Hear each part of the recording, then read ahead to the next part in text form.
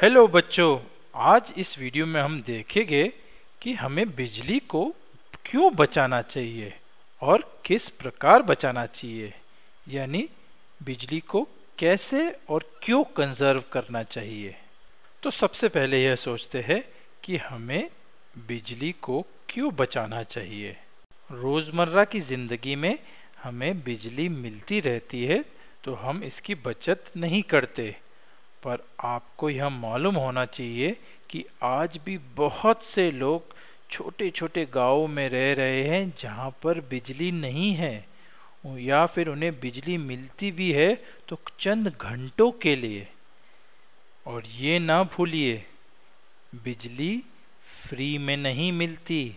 आपके घर पर आपके माता पिता बिजली का बिल भरते हैं और तभी बिजली आती है। तो अगर हम बिजली की बचत करेंगे तो हम पैसा भी बचाएंगे और उस पैसे को किसी और कार्य में इस्तेमाल कर सकेंगे। सिर्फ पैसा बचाना ही नहीं, अगर हम बिजली को बचाएंगे तो हम पर्यावरण की रक्षा भी कर सकेंगे। वह कैसे? कंफ्यूज हो गए? चलिए देखते हैं। बिजली उत्पन्न होती है पावर प्लांट्स में और फिर हमारे घर तक पहुंचती है उन वायर्स में से जो खंभों पर लटके हुए हैं। और पावर प्लांट्स में बिजली उत्पन्न होती है फॉसिल फ्यूल्स को जला के, यानी जीवों के अवशेष से बने हुए ईंधन जैसे कि कोयला, ऑयल और नेचुरल गैस। बट जब फॉसिल फ्यूल्स जलते हैं तब वह वातावरण में प्रदूषण फैलाते हैं। वे वातावरण में कार्बन डाइऑक्साइड जैसे गैसें छोड़ते हैं, जिसके कारण एसिड रेन और ग्लोबल वार्मिंग होता है। यह सब पर्यावरण के लिए बहुत ही खतरनाक परेशानियां हैं। तो इसका मतलब यह है कि अगर हम बिजली की बचत करें तब हमें कम बिजली उत्पन्न करनी पड़ेगी और फिर वातावरण को हम कम नुकसान पहुंचाएंगे। बिजली की बचत का एक और रीज़न है। क्या आपको पता है कि फॉसिल फ्यूल्स एनर्जी के नॉन रिन्यूएबल सोर्सेस है, यानी वे एक बार ख़त्म हो गए तो वह ख़त्म, फिर वापस नहीं आएंगे। उन्हें बनाने में लाखों करोड़ों साल लग गए हैं। तो अगर हमने बिजली का इस्तेमाल ठीक ढंग से नहीं किया तो हो सकता है ऐसा समय आ जाए कि जब फॉसिल फ्यूल बचे ही नहीं और फिर हम बिजली उत्पन्न नहीं कर सकते। क्या हम ऐसा करना चाहेंगे? नहीं। हाँ, आजकल बिजली को उत्पन्न करने के लिए रिन्यूएबल सोर्सेस का इस्तेमाल भी किया जा रहा है, जैसे कि वाटर यानी हाइड्रो पावर, या सूरज की रोशनी यानी सोलर पावर, या विंड का पावर। पर इसका मतलब यह नहीं कि हम बिजली को वेस्ट करें। हमें फिर भी बिजली बचाते रहना चाहिए, क्योंकि आज भी फॉसिल फ्यूल ही सबसे ज़्यादा इस्तेमाल किया जाता है बिजली को उत्पन्न करने में। तो अगर हम बिजली बचाएंगे तो हम अर्थ के नॉन रिन्यूएबल रिसोर्सेस को जल्दी से ख़त्म नहीं होने देंगे।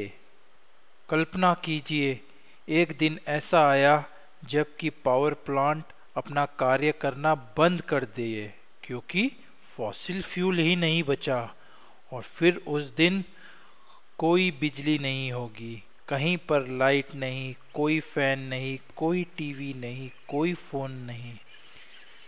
हम उस पाषाण युग में फिर से वापस चले जाएंगे।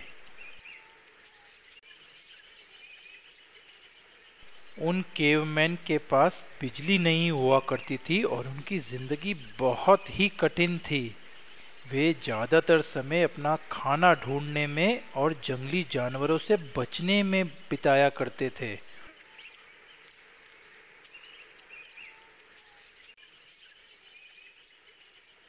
उनकी ज़िंदगी बहुत कठिन थी और हम उस प्रकार जी नहीं पाएंगे।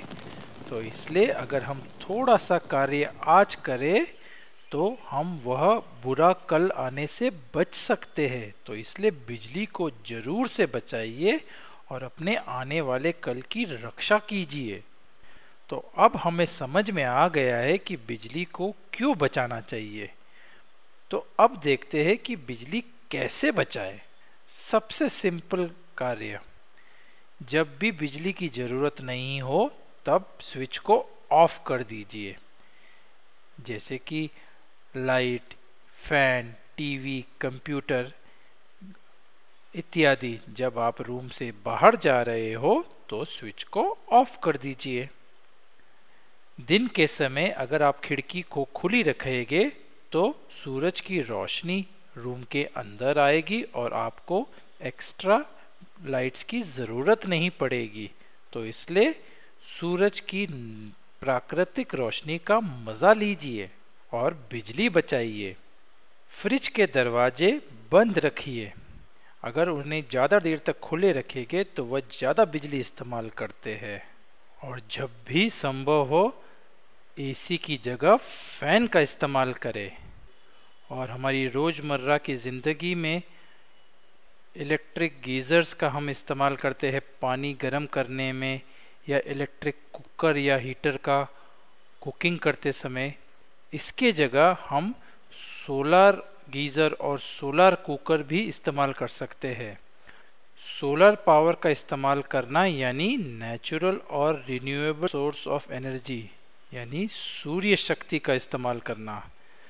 तो अगर हम सौर शक्ति के उपकरण का इस्तेमाल रोज़मर्रा की ज़िंदगी में करेंगे तो हम बहुत बिजली बचा पाएंगे और अपने इलेक्ट्रिक बिल में से बहुत पैसा बचा पाएंगे और पर्यावरण की रक्षा भी कर पाएंगे।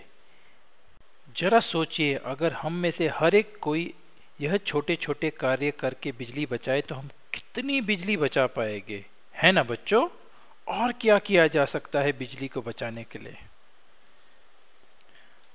हमें पता है कि बिजली के चलने से जो गर्माहट उत्पन्न होती है उसके कारण कई चीज़ें कार्य करती है।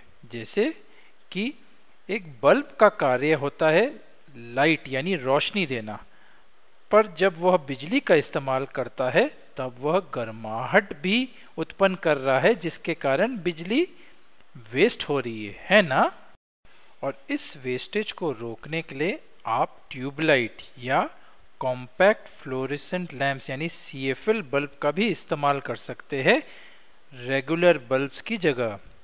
और आप सोच रहे होंगे इसमें क्या स्पेशल है? फ्लोरेसेंट ट्यूबलाइट्स और CFL बल्ब्स कम गर्माहट उत्पन्न करते हैं, इसलिए वे कम बिजली इस्तेमाल करते हैं। तो हाँ, हमें CFL बल्ब और ट्यूबलाइट इस्तेमाल करना चाहिए। पर अगला प्रश्न है कि हमें कैसे पता चलेगा कि हम सही ट्यूबलाइट या CFL बल्ब खरीद रहे हैं? इंडिया में कोई भी चीज़ को खरीदने से पहले आप ISI मार्क देख सकते हैं, जो कि ब्यूरो ऑफ इंडियन स्टैंडर्ड्स द्वारा दिया गया होता है। यह ISI मार्क यह बताता है कि यह उपकरण सुरक्षित है और यह बिजली को कम से कम इस्तेमाल करेगा। इसी प्रकार का मार्क दूसरे देशों में भी इस्तेमाल किया जाता है। ISI मार्क के अलावा हम उपकरण की एनर्जी स्टार रेटिंग भी देख सकते हैं, जो उसके कवर पर लिखी होती है। एनर्जी स्टार रेटिंग यह बताती है कि यह उपकरण कितनी बिजली इस्तेमाल करता है। यह एक उपकरण का रिपोर्ट कार्ड जैसा होता है। अगर उसे 5 स्टार मिले यानी उसको फुल मार्क्स मिलते हैं, यानी वह उपकरण सबसे ज़्यादा बिजली बचाएगा, यानी उसकी एनर्जी एफिशिएंसी बहुत ज़्यादा है। जैसे कि एक 4 स्टार वाली ट्यूबलाइट ज़्यादा बिजली बचाएगी एक 3 स्टार वाली ट्यूबलाइट की कंपैरिजन में, पर वह लाइट तो उतनी ही देगी।